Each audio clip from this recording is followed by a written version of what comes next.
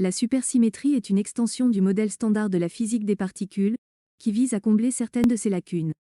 Elle prédit l'existence d'une particule partenaire pour chaque particule du modèle standard, qui aurait les mêmes propriétés sauf le spin.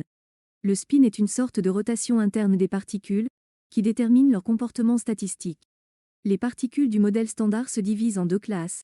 Les fermions, qui ont un spin demi-entier et qui constituent la matière ordinaire, et les bosons, qui ont un spin entier et qui transmettent les forces fondamentales.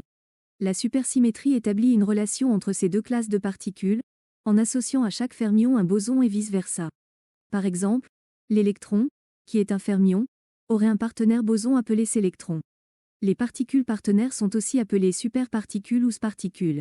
Le modèle standard seul ne peut pas expliquer pourquoi le boson de Higgs est si léger, car il devrait recevoir des corrections de masse très importantes dues aux interactions avec les autres particules.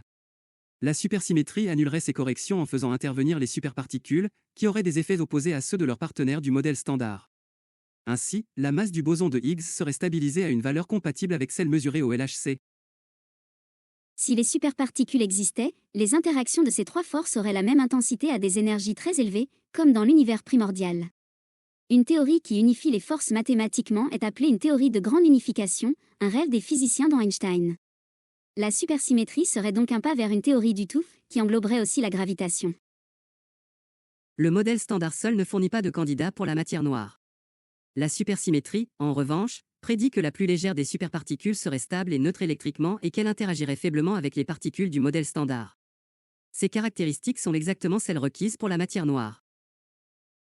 La supersymétrie est donc une théorie très séduisante et prometteuse, mais elle n'a pas encore été confirmée expérimentalement. Les physiciens cherchent depuis des décennies à détecter les superparticules dans les collisions au LHC ou dans d'autres expériences, mais sans succès jusqu'à présent.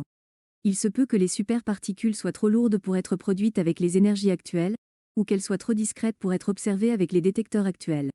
Il se peut aussi que la supersymétrie soit brisée spontanément à basse énergie, ce qui signifierait que les superparticules n'ont pas exactement les mêmes propriétés que leurs partenaires du modèle standard. Il se peut enfin que la supersymétrie soit une mauvaise piste et qu'il faille chercher une autre théorie au-delà du modèle standard. Mais saviez-vous que la notion de dualité ou de complémentarité entre les éléments de la nature n'est pas nouvelle ? En effet, bien avant que les physiciens ne proposent la supersymétrie, il y a plus de 1400 ans, le Coran, le livre sacré des musulmans, révélait déjà cette réalité.